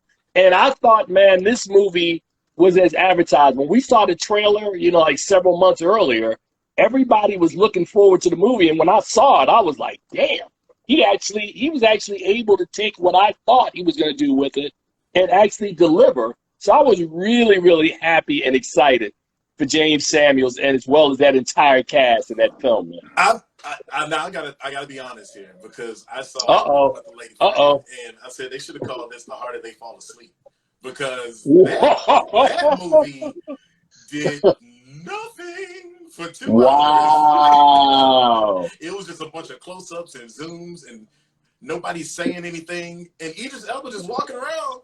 He ain't got nothing to do until the end, which I thought was like a writing cheat. So you know what, man? It didn't work for me. Well, you know what, Shawn, honestly, bro, I've learned a long time ago, man, that this is my 30th year as a film critic, man. And I've learned that everybody has an opinion. I used to curate a film series, and people would back in the day when I was younger and I would argue with people, I'd be like, you know what? You don't have to agree with me, but they paying me for my opinion. But I'm not saying that to you. I'm just saying that I laugh and that I've had to evolve over time to respect that everybody's not going to see film the way I see film. And I get that. And if it didn't work for you, you know, maybe you'll come back, you'll invite me back on in a year and you'll be like, you know what, Tim, I watched that movie again. Maybe not. I got it. And Maybe not. I'm going to say it again too for the next one. Outstanding actress Tessa Thompson, Passing. I was kind of confused. Was she supposed to be a white woman in the movie? No. Well, you know, the key with Passing is that you had these two women who were friends. One is Passing is white, which was the Ruth Negga character, and she was the one who could have passed, and she passed for convenience, like at the opening of the film when she's sitting in there on a hot day. But she wasn't passing, but they were both these women who were dealing with these kind of complexion issues based on Nella Larsen's book from 1929. So now to be honest, like you just talked about The Harder They Fall, this was a movie that I thought I liked, but I thought it was a slow burn, and I didn't think a lot of other people would like it as much as I did. And the fact that it got 13 nominations from the Black Reel Awards, I was surprised, but I was like, okay. There were a bunch of people that did like these performances in this film. I didn't. But wow. I can't even dress that up. So let me make sure I get this right. King Richard worked for you, but the other two didn't. No, they didn't. I mean, they just sort of like you said, Passing was such a slow burn, and then someone fell out a window. The end. Like, wait a minute. There's more story to tell, ain't it? Well, you know what I thought, man. I thought the first time I saw it, I thought there was a subtle shove or push out the window. That's what I thought. And then everybody came back, and when she fell out, I was like, that's not how I saw it. So that'd make a more interesting movie. Pretty much. Ingenue Ellis, King Richard, and Coleman Domingo for Zola, both winning supporting actors and actresses. Fantastic. Now, did you see Zola? Did you see Zola? Now, I liked him in the movie. I like him in everything. I thought Zola was a lot, but that's the nature of the I agree with you. I thought it was a lot as well. I thought Taylor Page and Coleman Domingo were probably the best two things in it. Yes. But I wasn't a big fan of Zola. I mean, I thought it was okay, but Coleman was great. Yeah. It was one of those kitchen sink movies. Let's just throw it on there. And documentary, and then we'll go to the academies, but documentary, Summer of Soul. And this was on Hulu. This was Questlove's joint. Summer of Soul, parentheses, or When the Revolution Could Not Be Televised. Brother, I saw that movie, man. I don't know when I saw it. It was early in the year. I got a chance to see it, and the fact that this was a concert that had that kind of an all-star lineup in 1969 that literally happened almost at the same time as Woodstock. We all know Woodstock because they're going to tell you the story about that festival, but the fact that nobody talked about this until Questlove got behind the director's chair and put this out. I thought it was stunning. The fact to see young Stevie Wonder, young Gladys Knight, so much talent on that stage. Nina Simone.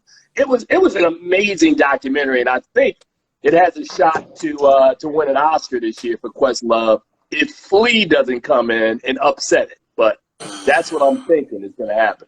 Yeah, but you're absolutely right about this documentary. I mean, it's first thing about particularly black musicians, they feel like family members. And right. You see, it's like he unearthed some home movies for our aunts and uncles and cousins that we always love audibly, and to not have that story told until now has been a travesty. Quite frankly, man, I would say so much of it. That's so much of our history, though, Shawn. I mean, things that we've done, amazing things that people who look like you and I have done that always get kind of glossed over like they don't exist. And then one day we go, oh, they did do all that. Yes, we did. Yeah. Ty, have you seen any of these movies that we're discussing? I've seen the previews. I've seen most of them. I'm kind of biased towards the movies, and I did have a few questions that I want to ask, especially about the thought process into making the movies. Just primarily the why you're making it, right? Is it primarily for educational purposes? Is it because to keep black actors occupied with a job and employed?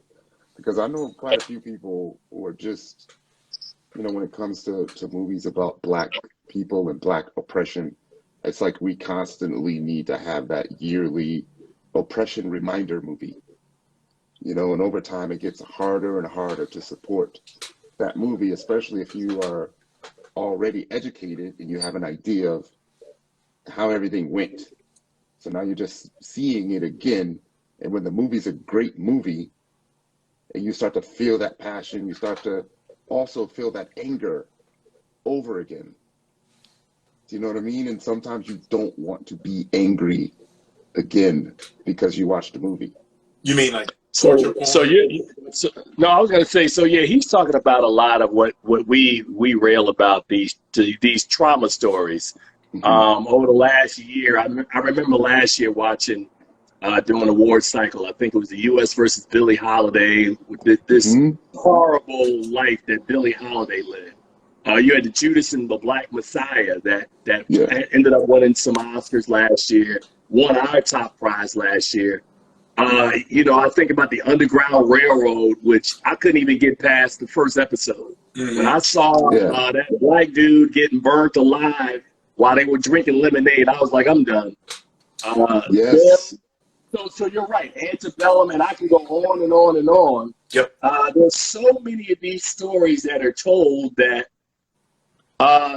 for some reason they can find funding to tell stories about us in really negative spaces, right? But the films like, what was it, Hidden Figures or other stories that uplift us are having really, really difficult times making money because to answer your original question, you asked why these films are made.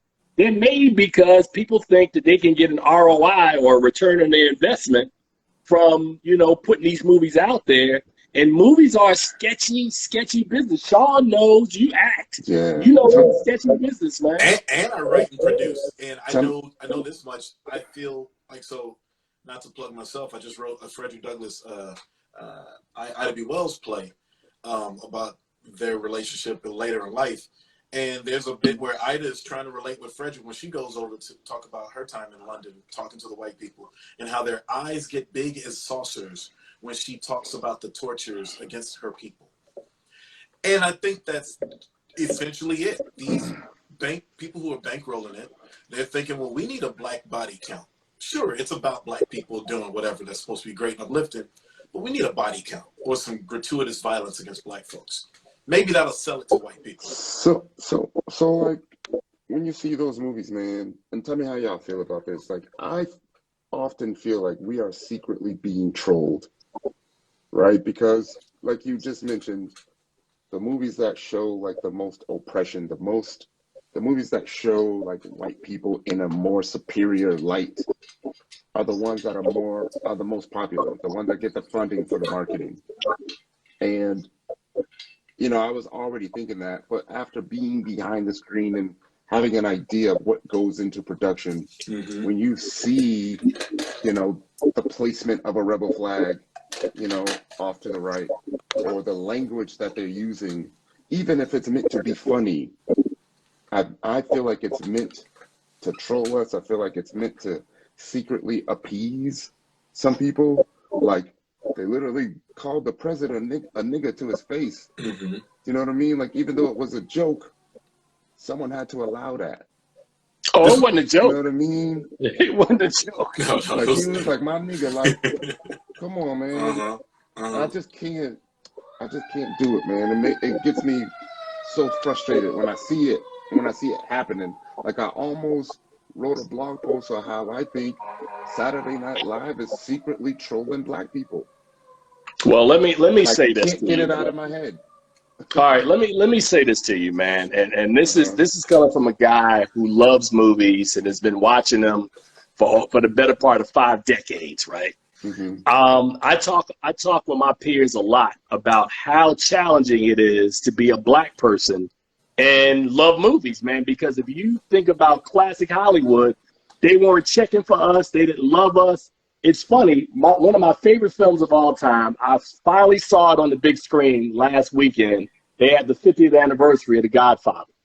And there's a scene in there where they're sitting around the table, all of the 5 families, and the guy is telling the story about, we don't sell narcotics because, we don't like that. We leave that to the dark people. They lost their soul. And I get in my feelings so much watching movies sometimes, like I'm sitting right here, right? So it is as challenging as it is for you, and I don't know the brother's name, my apologies, because we haven't been introduced. That's Tyrone. Sorry. All right, yeah, as challenging as it is for you, you can imagine how challenging it is for us having to sit through countless movies. Like, people like me are watching 250 to 300 movies a year. And a lot of these stories are exactly what you're talking about.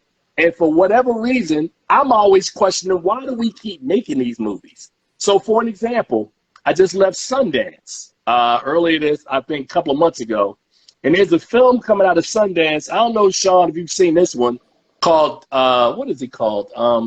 Alice. The one with Keke Palmer. Have you seen that yet? Have you seen the film for that? I've seen the trailer for it. I've not seen it. I can't do it. This is the one about she's a slave. She's a slave girl. And then suddenly she ends up in 1973.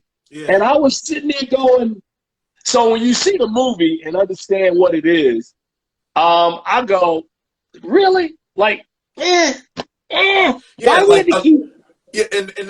The latest gimmick is sort of like the time travel sci-fi movie. I actually was part of a screening party for a test filming of Kindred. They wanted to see if Kindred could be, the book. Octavia Butler could be Octavia Butler's book, right? And when I say it was dreadful, it was dreadful, just from production to the writing to the this is disingenuous. This is terribly done. I'm tired of that stuff. I know, like, I'm one of the persons who said that I didn't like Lovecraft Country, but I had a whole bunch of reasons. Oh man, I love Lovecraft Country. I love what they did with that. They did sci-fi terribly. Like, we're in Chicago now. How? Well, Massachusetts. Well, no. Here's what I would say about Lovecraft Country. Lovecraft Country, I think, worked for me because I'm not the biggest sci-fi guy, right? So I was understanding what they were trying to do. I'm following the structure of this story and the fact that you're making a story that the black folks are not just appearing in a superior way, but by the time you get to the final episode, you're like, okay, I get it. if only that could be a real thing. So as much as people love Black Panther for what it represents, Lovecraft Country to me represented something similar, not necessarily in a superhero realm, but in that kind of faux reality sort of a way, if that makes any sense. Oh, no, I get it. I just wanted the writing to be better. I thought they were too busy trying to get to B when it's A to B plotting, and they didn't. The breakdowns were not sensible to me. You know, bro, I have to respect you, man, because I know we come in, we in the same field, but we come at it from different directions. So I'm like, okay, I respect. Yeah, I have a question as a movie critic. Mm-hmm. So how do you get past like 15 minutes of a movie and you're like, man, this movie is trash, but you got to watch it. You got another hour and a half to spend. Bruh, let me tell you some things that I do, right? I one of the things, and I try to remember. No, but I've seen so many bad films, man. I've gone to screenings. True story. I went to see a movie one time from Terrence Malick, and it was a series of them that were made in the early part of the 2010s. Mm-hmm. You know, Night of Cups, Tree of Life, all these movies. I've actually seen people literally fall asleep in a movie theater. I've gotten up and just actually bounced in a movie theater when a movie is really bad. So it really depends on, sometimes you'll sit there and you go, it's starting off bad, it might go somewhere. And then it never does, and you just get out and you got a great story about a terrible movie that you wasted 90 minutes to 2 hours watching. But that's the job, man. I mean, and they're all not going to be good. Trust me. There are a lot of bad movies out there. Tim, I saw you had a post up about the Batman. This was kind of controversial. People like Robert Pattinson shouldn't be Batman or whatever. What were your thoughts on the Batman? I see you got a review up. Man, I thought Christopher Nolan's The Dark Knight. Oh, he hasn't seen it yet? No, you good. No, all I was going to say is that I thought the epitome of Batman for me was what Christopher Nolan did back in 2008 with The Dark Knight, right? That was my favorite Batman. But this Batman, the way Matt Reeves has done it, for people out there who haven't watched it yet, and I don't want to spoil it, but let's just say Batman is a thug. And just leave it at that, man. Because, like, you know, we used to seeing Batman when they flashed the bat signal, you know, like, oh, snap, here come Batman. They flashed the bat signal and the Batman, the criminals start running. They like, oh, damn, he coming. So this Batman and the way they shot it, bro, it's brilliant. It's really good. It's very well done. And the fact that it's 3 hours long and you don't feel the 3 hours, that says to me a lot about the feel of that movie. You don't feel it. You sit there and watch it, and it just keeps going. And then the other thing that I thought that I loved about this film is that, you know, normally you always say that in these films, that the hero is only as good as the villain, right? So people think about Heath Ledger's The Joker. He clearly outshadows Batman in The Dark Knight. Yeah, the villains are more interesting than Bruce Wayne sometimes. Yeah, man, much more. But in this film, you got Paul Dano as the Riddler. In his Riddler, it almost plays like a serial, you know, what is it, Zodiac? Like, it's really, really dark. But Batman matches his darkness with his, what I call his super thug. He is like Nori. He is super thug. But they do a great job of humanizing him as well. So Matt Reeves, to me, has made, and Shawn may disagree, I think he's made the first real serious movie, the first really good movie of 2022. No, I think Batman is the bomb. No, I think you're correct, because I saw this at noon this afternoon, so I wanted to see what you were going to say about it. But no, you're correct. Yeah. You're spot on. Like, you know, it's. I don't want to say it trumps what Christopher Nolan did, because Christopher Nolan got us to this point, right? You know, to some degree. He trumps him, man. He trumps him. I mean, because the Batman, it's like the 3 hours is like, I'm enjoying all of this, and you know, you can sit through 3 hours because we binge watch 4 or 5 episodes of our favorite TV show already. You The know, What? But last so, Batman one was like 4 hours, right? The Batman, Superman oh yeah, you remake. talking about oh god, the Justice League. Jesus, Justice League. that Yeah. But throw my let damn me mic. just say this. Let me just say this about this Batman, and the reason why when you talk about Christopher Nolan, I love Christopher Nolan, right? Mhm. Bruh, I challenge you. You think about everybody up until prior to Robert Pattinson playing this character. You think about every variation of Batman.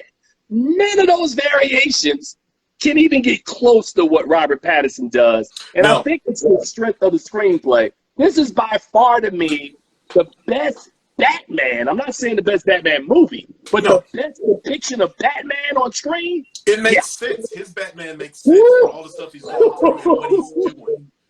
There's Yeah. nothing PG-13 about it. It's film No. noir. It's film noir. It's fantastic, and I thoroughly enjoyed it.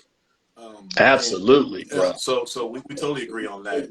Before we go to the Academy Awards, and then we got to get you out of here because you're actually here longer than you said you'd be.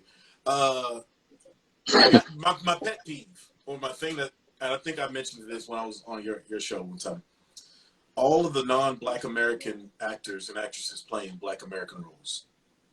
Is it a crisis, or is it just a wave, or is this where we are? Like, we can't Wait even a second. find.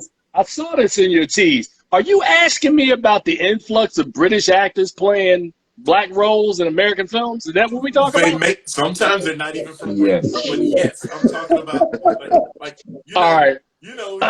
Frederick Douglass was a slave, so now we need a British man to come in and play Frederick. Why? All right. I'm gonna give you a real honest to goodness answer, man, and I'm not gonna be PG because my show is called Keeping It Real with Film Gordon, so I'm gonna keep it real with you. Go for it. This subject you asking me about, this is 2022. I've been talking about this since 2010, right? Because I was trying to figure out why Martin Luther King and Coretta Scott King. I was trying to think about why Fred Hampton. I was trying to think about, I think about all these roles, and here's your answer. And I hate it, but it's the answer. These British actors, man, whether it's David Oyelowo, Chiwetel Ejiofor, Ruth Negga, all this, the influx of these British actors, they are highly trained actors. And I'm not to say that American actors are not, but man, it is hard, man. If you're like that, and you're talking about being a director and a producer, Shawn, right? So if you're casting a role and somebody comes in who's not American and he comes in and crushes your role, think about a brother like Damson Idris, who is British, playing a guy in Snowfall in South Central LA in the 80s. But there's times that he don't seem like he's from South Central at all. Sometimes he don't seem like he's from South Central at all for the little bit I've seen in Snowfall. But you're right. No, but I'm just talking about with the voice and the accent. They're really good. Yeah, man, they're really good, man. And I'm not saying that, and I promise you, I'm not trying to take away from American actors because I know we have some super actors here.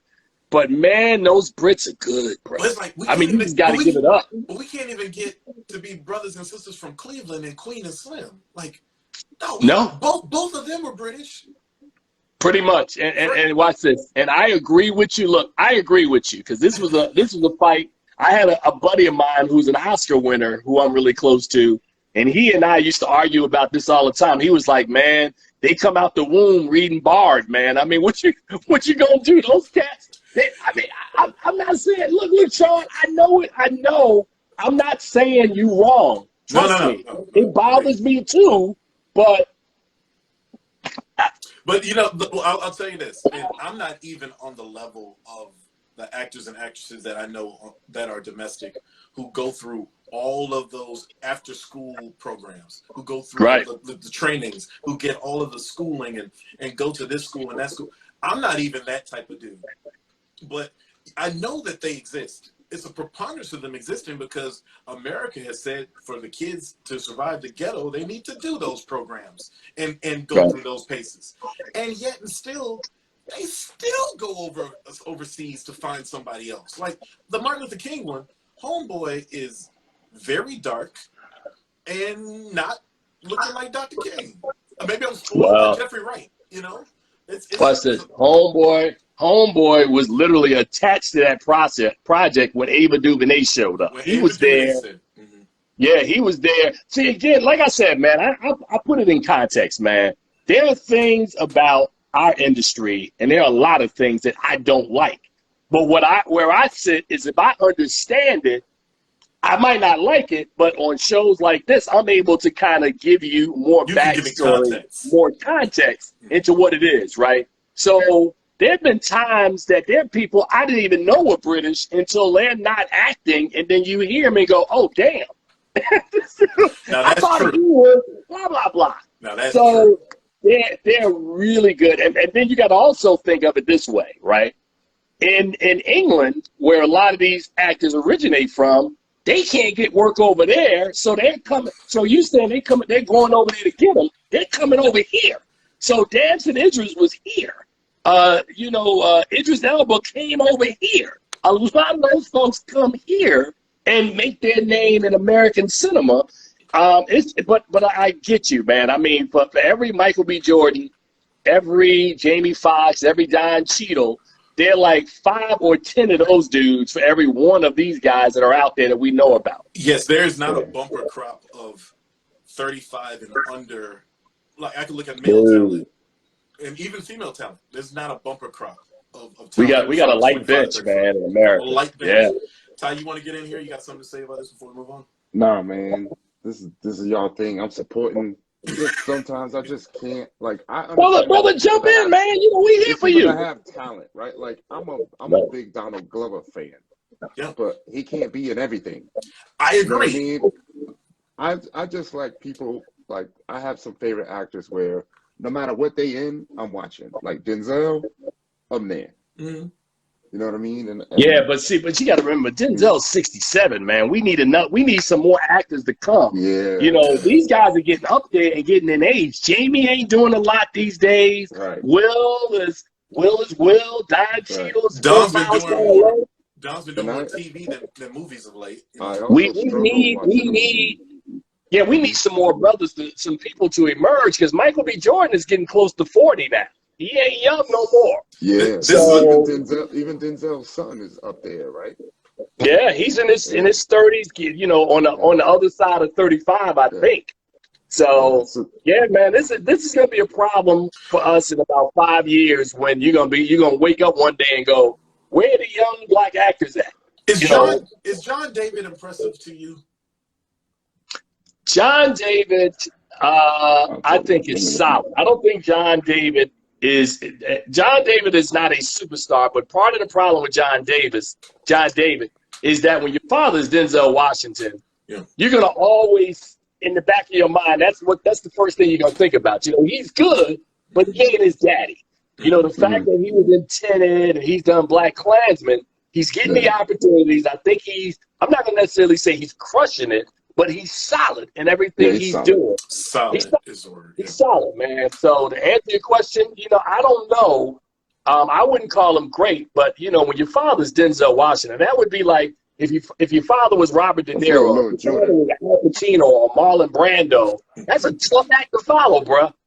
That's a tough act. Tough act. Yeah. This has been great. Let's get into the Academy Awards real quick. And first of all, are you happy with the nominations? And what do you think our man Will Packer, who produced Ready to Love, the show that we were on, what do you think Will can do to jazz up the ceremony? I guess you stopped looking at my face, right? You asked me, am I happy with the nomination? Yeah. Let me give it to you again. Bruh, let me tell you something, man. The nomination, the Oscars are going to ask. I didn't enjoy it. See that one question I saw. I did not enjoy Really Love, but I did see it. Yeah, go ahead. Well, the two films, like, everybody keeps talking about Coda and all the other films. The two films that are going to be 1 and 2 and the films to beat are going to be The Power of the Dog coming out of Netflix and Belfast coming out of Focus Features. I saw those two films back in October. I said it then. I thought King Richard was a good film, but King Richard doesn't have an award shot. I honestly don't see any other movie besides Power of the Dog or Belfast winning, man. And both of those stories, I would honestly say that Power of the Dog is a story that I've watched several times. I think it's good. I don't think it's great. I think Belfast to me is probably the film that I like the best because I've seen that one 3 times. And for me, that story of Kenneth Branagh growing up in Northern Ireland in 1969 and the Troubles, the Protestants and the Catholics fighting, and the way his family is humanized, I thought Belfast was great. I really do. I like that movie a lot. That's his Braveheart, not his Braveheart, but that's his passion project. This story. That's his passion project. He wrote it during COVID, and I think it is really, really good. And I'm looking through all of the other nominees, man, and I'm like, West Side Story, I thought was pretty decent. I thought he did a good job, better than I expected, in freshening the story up from 1961. And other than that, man, all of these Drive My Car, Nightmare Alley. I couldn't figure out how Nightmare Alley got in. And I thought Nightmare Alley was actually, that's a pedigree one because old boy had done great work beforehand, and Bradley Cooper was in it. But I did not dig Nightmare Alley worth much. It was kind of disappointing. Yeah, man. I mean, I think for the most part, when you ask me every year, man, I think that the Academy Awards.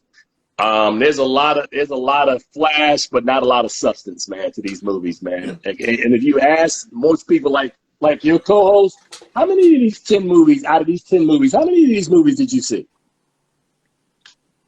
Maybe like 1 or 2. Like it's one that's hard for me to watch it. Like if the previews don't grab me, I ain't gonna watch it.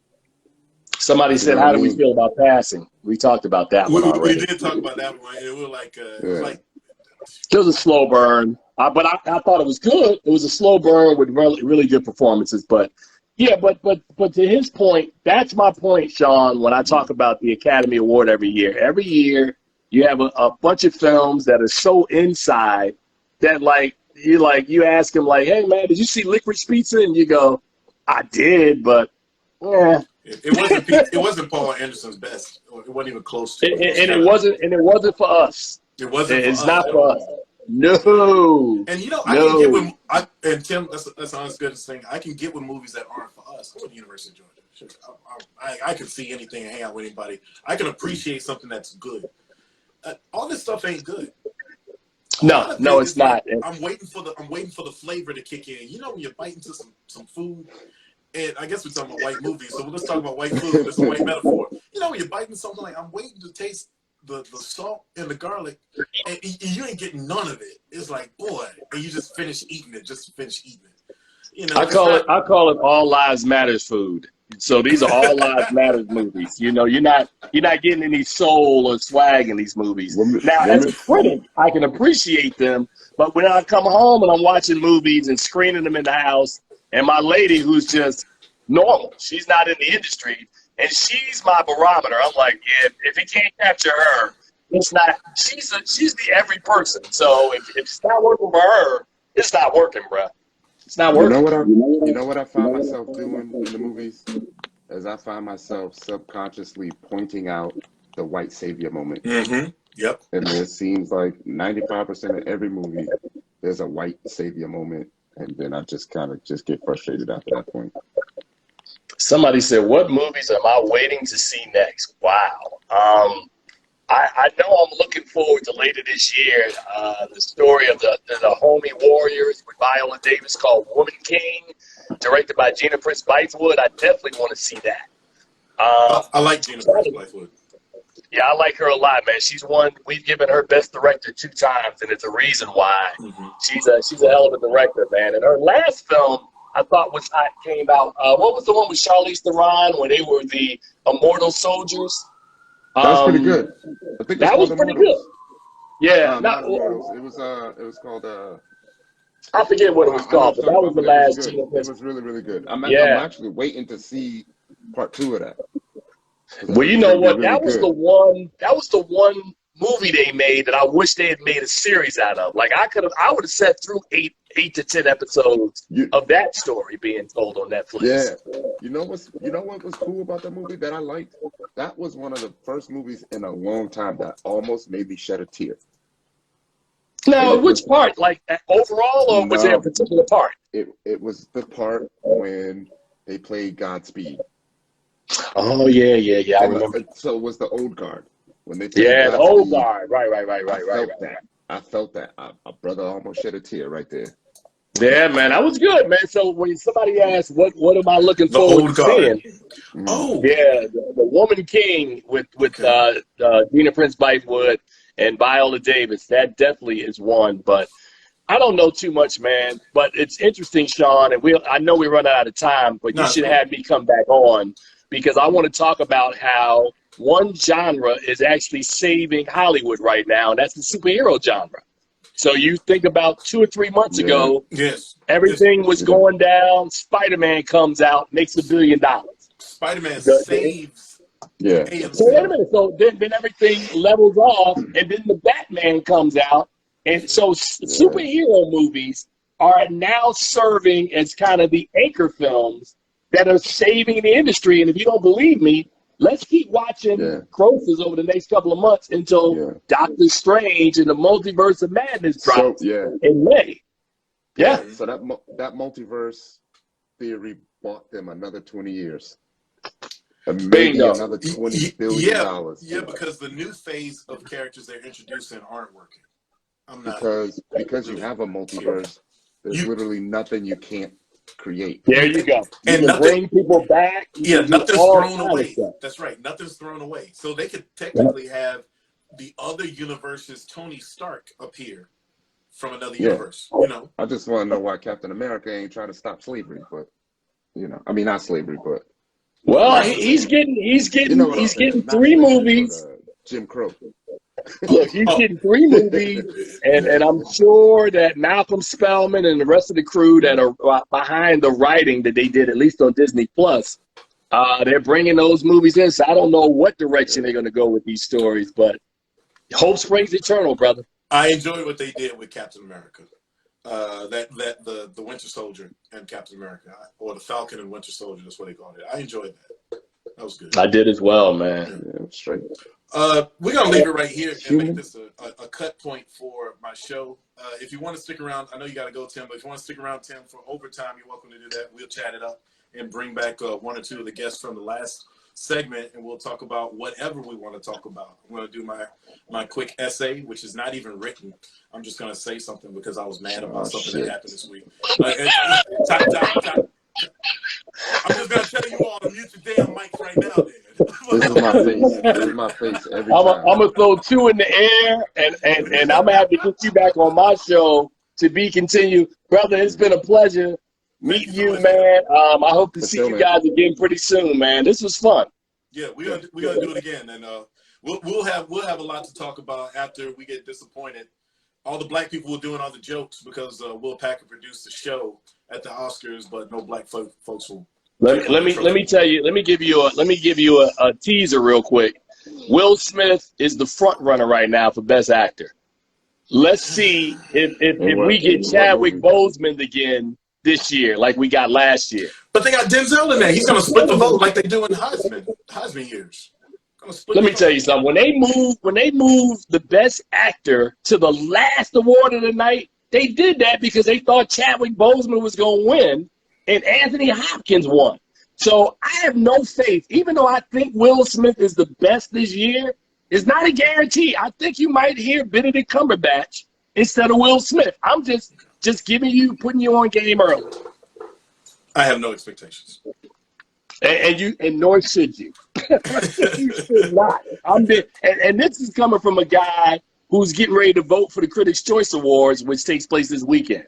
You should have no expectations. He's Tim Film Gordon. Follow him at Black Real Awards. What's your website, Tim? BlackRealAwards.com, man. You can go back and check out our show, man. The 22nd annual we just had last week. We're gonna get you back on, man, for the Black Real Awards for television in August, man. So I'm gonna make sure we get you in this year again. TV's gonna be a knife fight because all them powers are floating out there. Blood sport. Thank you, Tim. Hey, man, you guys take care, man. All right, God bless. God bless you as well, man. Man, Ty, we've had a good show. We've had a robust show tonight. Yeah, it's always good, man. Yeah, it's always good. I want to thank the guests. Tim Gordon right there. I also thank Hanif Omar, Lamont Wilkins for coming on the show, and Trent for opening us up and giving us some updates on baseball and other things, sports. And, of course, my wingman, Ty, and, of course, Kim Dudley, Body Butter Bakery. I haven't said it as much here, but Body Butter Bakery, the code is pinned there. It's last call. She's going to be done. Kim's about to, go on a beach somewhere and be half naked. And she's like, y'all ain't going to use my body butter when it gets hot, so I ain't going to make none. So take what I got, the next 20 codes, 20 uses of the code, last call code for 50% off at bodybutterbakery.com. And then she's working on some other products. Well, with that said, we're going to get into Shawn Says, and then we're going to have a little overtime and bring back some of our guests from the night. And the Shawn Says is sleepwalkers. And I'll tell you what happened this weekend. The pandemic has stifled one of my endeavors as a marketer. So this was kind of a money show. And so I thought it'd be nice to have an entrepreneurial show around my entrepreneurial reinvesting of my business, where I sell blended spices and so forth. Note the term, my business. Selling all these spices, coming back, we're killing it. I mean, the bins are getting empty. The cash is coming through the hands and everything. The cards are being swiped. And people are buying these blended spices that I hadn't sold in 2 years. A woman comes up, black woman, talks to me and my niece, my black niece, who's helping me, and asks, hey, is this a black-owned business? Yes, it is. And so she picks up some of the packets, and she buys $15 worth of product. Thank you so much, ma'am. I appreciate your support. So she puts it in a bag, and then she walks off, but then she comes back and says, but do you actually make the product yourself? No, ma'am. We buy it out of our kitchens from a supplier right outside of Chicago in Crown Point, Indiana. Okay, cool. She walks off, and something in the atmosphere told me that she was going to come back. She comes back, and she says, I'm sorry, as she starts taking the stuff out of the bag. Now I'm at an expo now. She starts taking the stuff out the bag and handing it back to me. I would just like a refund. I thought this was a black-owned business. It is a black-owned business. I purchased all of this here. I own it, and now I'm selling it. She said, yeah, but I thought you made the product. Let me tell you folks something. This is why black people don't get anywhere. Because some of us, not all of us, but some of us are too woke to know how business works. If a black person owns a grocery store and Kraft slices of American cheese are being sold in the grocery store, does that mean it is not a black business because all the products are not black owned? No, that's preposterous. And it's almost impossible to do. Now, indeed, there are some places that can make every single thing in the store. But I come from a place where I've seen non-black people everywhere and every day invest, purchase, and take over wholly owned subsidiaries of something that they had nothing to do with except ownership. And I owned everything in that store. And I still own everything in that product. And I'm one of the 15 exclusive buyers of that product nationwide. That's entrepreneurship. But she was too woke to realize that she took $15 out of this black man and his black niece's pocket. Because she wanted me to somehow slave over every single packet and create every single thing. No, I don't have to do that. No one has to do that. That's not entrepreneurship. Entrepreneurship is seeing an opportunity like the ones we talked about on this show and others and capitalizing on those things, because the root word of capitalism is capital. And I had the capital to purchase the product. That's the dream. That's what you want. And we did a damn good job of it. And we had record sales that weekend. Except I missed a round number by $12. Would have been nice to make that round number, but someone had to get their $15 back. With that said, this is the cut point for the show. Ty can rest easy now. And we're in overtime.